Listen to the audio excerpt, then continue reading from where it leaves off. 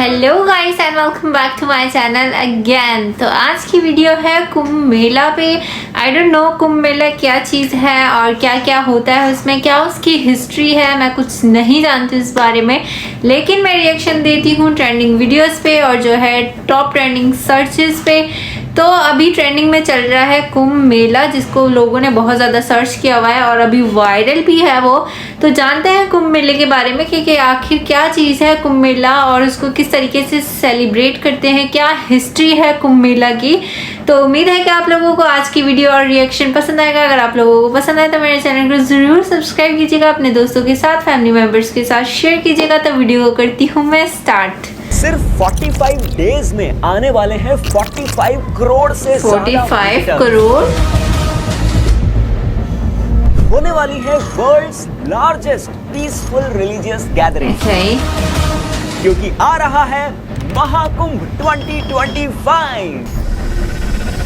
कुंभ होता कहाँ है, ये शब्द कहाँ से आया है, सिर्फ 12 साल में ही क्यों होता है? ओह अच्छा, तो ये मेला सिर्फ 12 साल में होता है। मतलब 12 साल बाद इंडिया में सेलिब्रेट किया जा रहा है। कहाँ कहाँ कब कब होता है, इतने लोग क्यों खींचे चले आते हैं और क्या है इसकी अनसुनी कहानियां और एस्ट्रोलॉजिकल कैलकुलेशंस, तो चलिए समझेंगे। कुंभ का अर्थ है कलश, एक पात्र, और विशेष रूप से नेक्टर यानी कि अमृत से भरा हुआ कलश।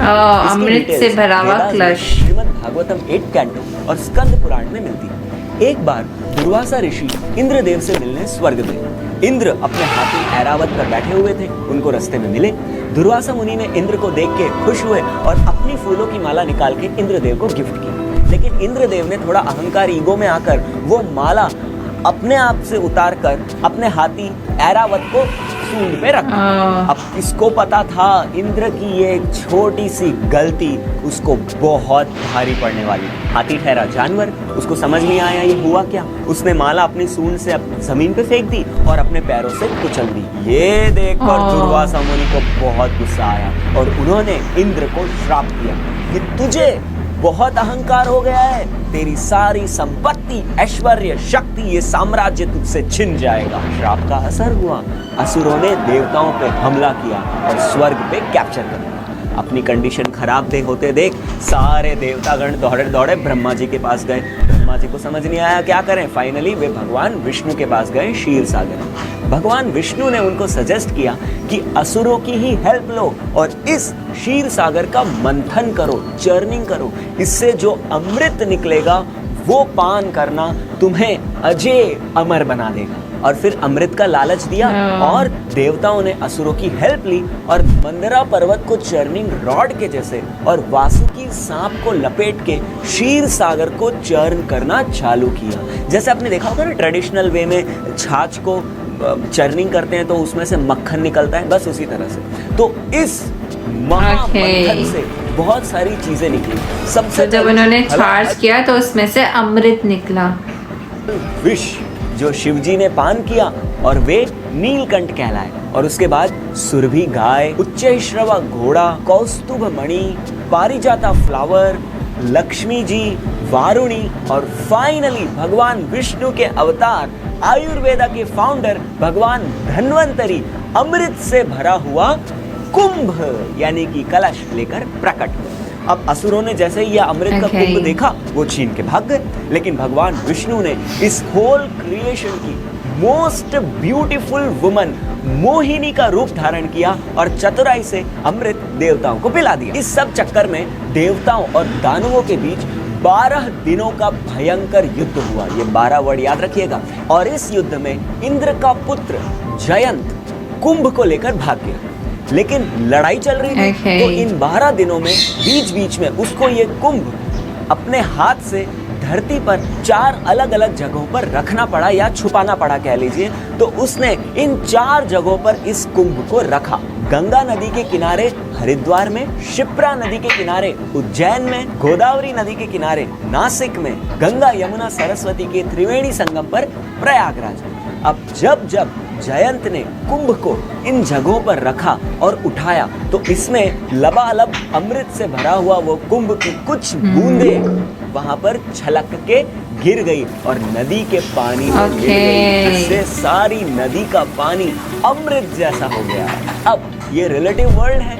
देवताओं का एक दिन धरती के 1 साल के बराबर होता है, तो उनके 12 दिन का युद्ध यानी कि हमारी पृथ्वी पर 12 साल, और इसीलिए हर 12 साल में एक बार वो स्पेशल तिथि आती है एस्ट्रोलॉजिकल कैलकुलेशंस के हिसाब से, जब इन जगहों अलग अलग जगहों पर जहां कुंभ रखा गया था वहां पर माना जाता है कि उस तिथि में उस समय के लिए अमृत रूपी शक्तियां चारों स्थलों पर पवित्र नदियों के जल में और इसीलिए तो आई थिंक जब चारों नदियों में आ जाती हैं तो सब लोग जो है जिनकी श्रद्धा है, जो इन चीज़ों को मानते हैं, लाइक हिंदुइज्म के लोग, वो उस नदी में, जैसे गंगा नदी है उसमें वो स्नान करने जाते हैं, तो ये सब लोग भी वहाँ पे स्नान करने जाते होंगे। करोड़ों लोग जन्म मृत्यु से मुक्त होने के लिए अपने पापों का प्रायश्चित करने के लिए उस जल को पीने और उन नदियों मैं सही थी कि जैसे गंगा नदी में वो अपना स्नान करने जाते हैं, तो यहाँ पर वो स्नान करने ही आते हैं इतने सारे लोग, डुबकी लगाने के लिए आते हैं। अब स्पेशली प्रयाग का मतलब है यज्ञ, बलिदान और तपस्या का स्थान। यहाँ पे 3 नदियां मिलती हैं, सफेद धारा वाली गंगा, नीली काली धारा वाली यमुना और अदृश्य भूमिगत प्रवाह करते हुए मां सरस्वती। और तीनों नदियां जब मिलती है तो उसे कहा जाता है त्रिवेणी संगम। और ये प्रयागराज तीर्थराज कहलाता है, सारे तीर्थों का राजा। कहते हैं कि एक बार डुबकी लगाने से 100 गुना ज्यादा पवित्रता यहाँ पर प्राप्त होती है। शास्त्र कहते हैं कि प्रयाग में प्रवेश करने मात्र से सभी पाप नष्ट हो जाते हैं। इवन चैतन्य महाप्रभु, नित्यानंद प्रभु, श्रीला प्रभुपाद ने भी प्रयागराज विजिट किया। और इस महाकुंभ में स्पेशली राजसी स्नान का बहुत महत्व है। पहले ये शाही स्नान कहलाता था, लेकिन गवर्नमेंट ने, तो आई थिंक बहुत ज्यादा लोग जाते होंगे ना, लाइक इंडिया के तो पूरे लोग जाते होंगे ये स्नान लेने के लिए, क्योंकि जाहिर सी बात है 12 साल में सिर्फ एक बार ही ये कुंभ मेला आता है। चेंज करके इसे राजसी स्नान दिया है। कहा जाता है कि इवन देवता गण भी आज तक मानव रूप धारण करके यहाँ पर स्नान करने आते हैं। तो इस बार राजसी स्नान की तिथियां मैं आपको बता देता हूँ, जिसे स्नान पर्व भी कहा जाता है। पौष पूर्णिमा 13 जनवरी को, मकर संक्रांति 14 जनवरी को, मौनी अमावस्या 29 जनवरी को, बसंत पंचमी 3 फरवरी को, माघी पूर्णिमा 12 फरवरी और महाशिवरात्रि 26 फरवरी को।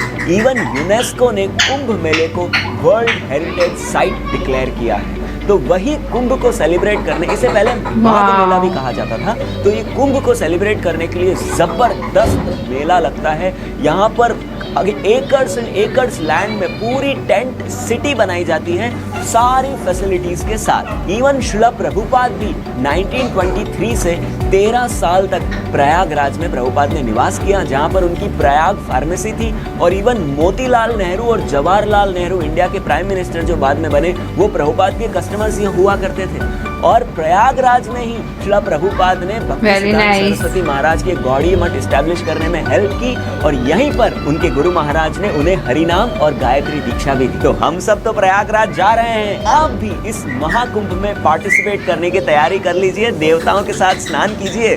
हरे कृष्ण। सो वीडियो यहीं पे एंड होती है, और उम्मीद है कि जो मेरे इंडियन सब्सक्राइबर्स हैं जिनका हिंदू कल्चर है वो यहाँ पे ज़रूर जाते होंगे। तो मुझे समझ आ चुकी है कि कुंभ मेला क्या है और क्या उसकी हिस्ट्री है। उम्मीद है कि आप लोगों को भी समझ आ गई होगी। हिंदू रिलीजन में कुंभ मेले को बहुत ज़्यादा माना जाता है, क्योंकि जाहिर सी बात है वो 12 साल बाद आता है, और मेरे ख्याल से तमाम हिंदू कम्युनिटी के लोग जो हैं वो स्नान करने जाते होंगे गंगा में। जैसे कि 12 साल बाद एक चीज़ आती है हमारे रिलीजियस में, तो हम लोग बहुत ज़्यादा एक्साइटेड होते हैं और सब लोग ज्वाइन करना चाहते हैं उस चीज़ को। तो मेरे ख्याल से तो 42 करोड़ से ज़्यादा ही लोग होंगे। तो आप लोगों को भी समझ आ गया होगा। अगर आप लोगों को मेरी वीडियो पसंद आई है तो शेयर कीजिए, सब्सक्राइब कीजिए अपने दोस्तों के साथ। मैं मिलती हूँ आपसे नेक्स्ट वीडियो में, तब तक के लिए अल्लाह हाफिज़।